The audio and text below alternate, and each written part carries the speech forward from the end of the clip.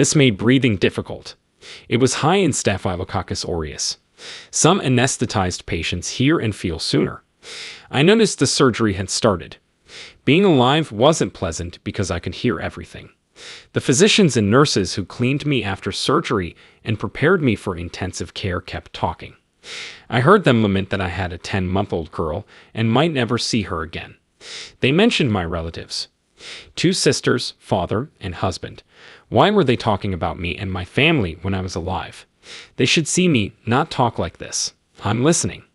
I wailed within. The situation was delicate. The investigators found me hanging by a thread and applied a liquid. Bacteria filled my entire body, which was unsettling. It was difficult to eliminate this bacteria in my situation. Perhaps the first surgery contaminated the area. Nobody knew. I woke up in a windowed private room in intensive care. I opened my eyes to see my family gathered, their faces filled with grief. They confirmed what I'd heard. I hadn't dreamed it.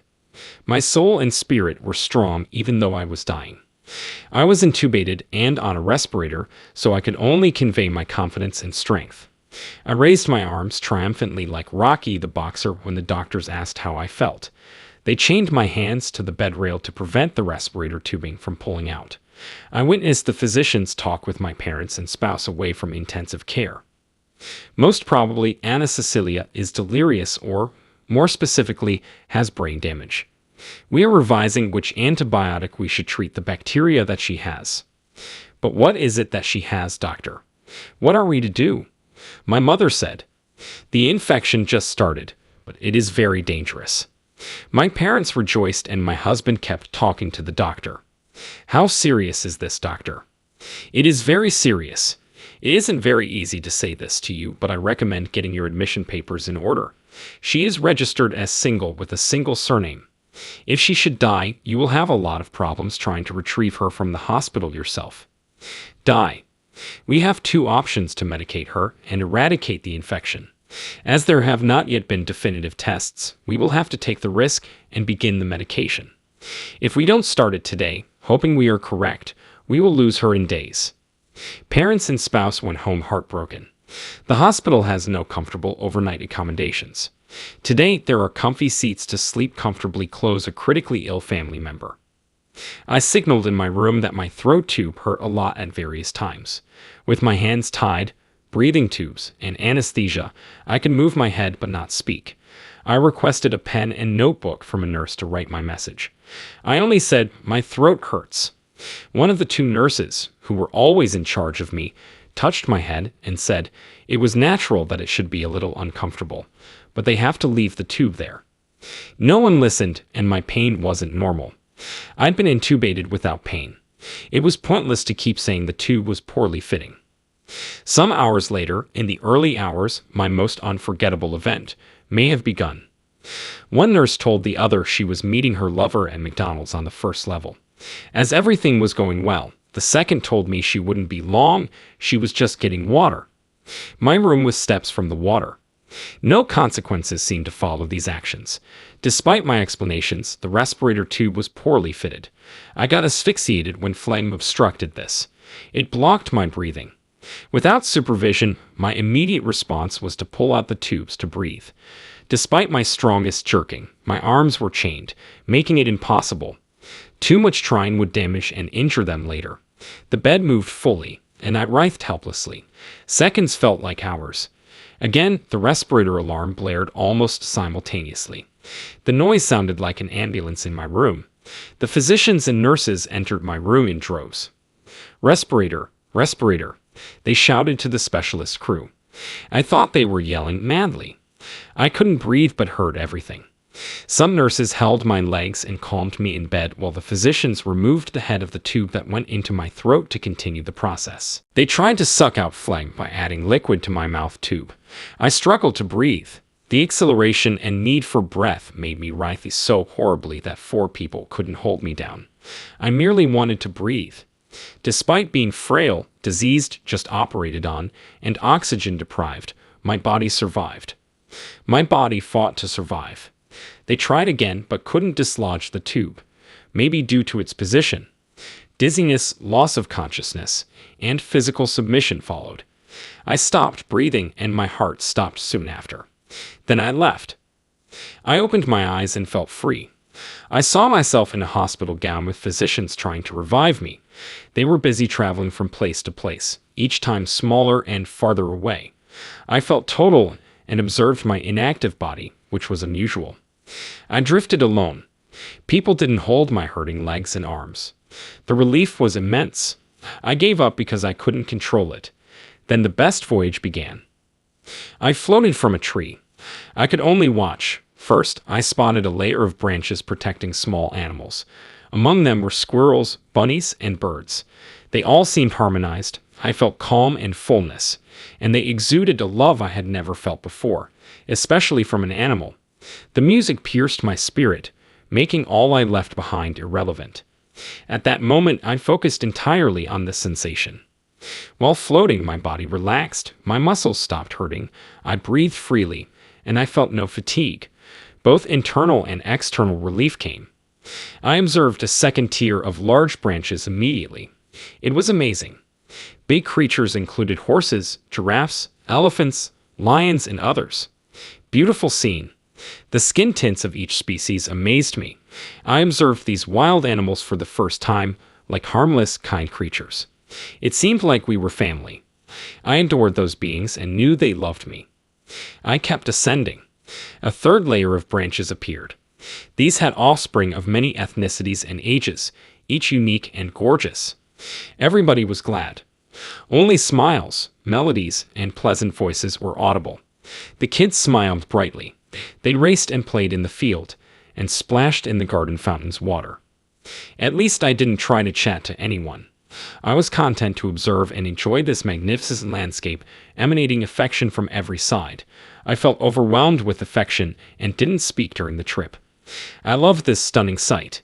If given the choice, I would have stayed here. However, I was like a balloon that leaves a child's hand without caring. Wherever air takes it. Anna Cecilia sprang to mind. I wasn't worried because she'd be all right. Then I saw her sleeping calmly in her bed. I felt calm and close to her, like I was there.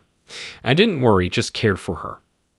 I realized I could see anything in front, behind, up, below, or everywhere at once. My eyes saw in 3 dimensions without worrying about where I would turn or turning my head. No concern or worry. The knowledge was overwhelming, but I absorbed and was interested. I sensed magic here. I observed another thick layer of branches higher up. Teenagers, middle-aged folks, and seniors were present. I saw peace and joy. I felt stronger when people smiled. Clear, harmonic, fluent voices. The conversation was natural. The mood was peaceful and loving. In the center of a vast garden was a fountain surrounded by flowers of all colors. The water cascaded in rhythms, creating images, and its sound was magnificent and harmonious. The group spoke and grinned while sitting together. They spoke silently, like they could say anything in their minds and I could hear them. People leaned in the garden reading or enjoying the sun. Great countryside. This journey carried me on. I only enjoyed traveling up this tree that was a tunnel full of life where everything seemed one and made me feel entire, fulfilled, and free. I could breathe deeply and oxygenate. Felt fine. I was unharmed. I recall my parents and husband. Though they were suffering, I knew they would be okay. I wanted to comfort and love them more. Absolutely nothing concerned me. Maybe I knew they would enjoy my great well-being someday, so I stopped fretting. I continued toward a layer of branches and saw a large assemblage of aged people. Elderly people smiled, looking powerful and energetic. While enjoying the scenery, several sat quietly discussing. They were surrounded by flower-filled gardens, diverse trees, and clear waterways. Stories were shared while they walked. No one had trouble moving. It drew my attention. I suddenly realized that my body was electric and could radiate light. The scenery was gorgeous and filled my spirit with happiness. After looking up, everything was a spectacle with new sensations. A tiny, brilliant golden circle caught my attention. My inherent curiosity led me inside to discover what was beyond it. My interest grew into a passion to investigate. Despite my efforts, I couldn't speed up my travel. I slowly entered this small area, anxious to go in. Soft and delicate like silk thread. It halted at the middle of my body and filled every part of my body when I lifted my head and shoulders, believing I could finally live in the light within. I went blind and was ecstatic. I inhaled deeply to experience this great feeling. I did not want or need anything else. No love could be greater than this. I felt it, knew it, and loved it. Being embraced by this light that filled me with love was like no other joy, calm, harmony, fullness, or ecstasy. Words were scarce. I saw, heard, felt, and perceived everything from this tree that made me float. Everything seemed one. Everything was linked. I could converse with everyone without speaking and be everywhere at once. I felt loved and accepted without conflict or uncertainty. It felt like home with creation's family. My upper head was stroked very quickly without looking at anything. I felt indescribable love at this moment. Ecstasy filled me. When the hand caressed my head, I heard a lovely, beautiful, almost magical voice say, "Stay calm and go in peace." I wanted to question, comprehend, and investigate more, but I started my journey back now. I instantly returned to see the branches. They couldn't be enjoyed. I wanted to but had to return violently. I didn't want to leave this lovely, enjoyable event. Why return if I may finally rest? Why are they waking me up? How come they'd bother me? Constantly asked myself. I saw myself far away in the hospital bed with doctors trying to revive me. I entered my body instantly. My head spun. Pain, agony, and anger returned. Dizziness stopped me from locating time and space. I woke up to many physicians trying to revive me. The electric jolt to reestablish heart rhythm made my chest feel hot. Just then, I heard doctors shouting. "No, leave me alone. I won't return," I shouted internally, without anyone hearing me. Desperate. Not wanting to be here. I wondered again why they had woken me up if I had finally slept after fighting to breathe. My wishes seemed unimportant. Everyone wanted to take me back to where I suffered and could scarcely breathe. I felt like hours had passed, although it was just minutes. My body rebelled and went into cardiac arrest again. The physicians panicked and cried, "She's back again with us. She left. She left." I struggled to return to my position for a moment. There was no use in staying here after so much agony. I wanted this light, love, and instant back. I wanted this enormous love and fullness I had felt. My inner cries were unheard. I was amazed no one cared what I thought. I couldn't think of my daughter, husband, parents, or family. After living in peace and rest, all of importance was forgotten. I thought they'd be fine, so I stopped worrying. "Leave me alone. I want to leave. I want back, please. Leave me within me," I said. After an hour of electric shocks and CPR, they restored my heartbeat. Came back. I was back in the hospital with tubes, sounds, respirators, and many physicians. They gradually left, leaving just the guard of the 2 nurses who were constantly here and a cardiologist who stayed with me all night. First, I was bewildered. One cannot survive such an experience and hope to understand it. They attached cables, and I realized I was upset with everyone and didn't comprehend anything. Who said this to me? Why did they tell me? Would a doctor or Jesus explain the method I had to decipher? Everything happened at once. After an extraordinary scene, they resuscitated and tried to save me. Several understood and accepted what happened. I was in another world, dimension, or maybe the same place, but I saw what I couldn't previously. Since I left my body, I wanted to know what happened. I had to write to tell myself. Since I had a catheter on my right, they gave me a pen on my left. But I couldn't write. I asked but got no response. No one explained. Despite my efforts to write in my notebook, I couldn't get an explanation. I was nervous but excited. At least I knew I was alive, but I didn't know where. Though not of this world or realm, it was a preview of the beautiful world after death. It was healthier than being dead, yet everyone thought I was dead. I wanted them to stop acting this way and tell them I wasn't sick or in pain, even if I looked horrible. I believed they told me I would live. But I couldn't express the internal energy that supported, aided, and didn't discourage me, despite the dreadful news that would follow. After several difficult days, I broke down and cried. I had another fantastic time. I repositioned my head on the cushion, glanced up, and had one of my most lovely moments. In prayer, I asked God for peace.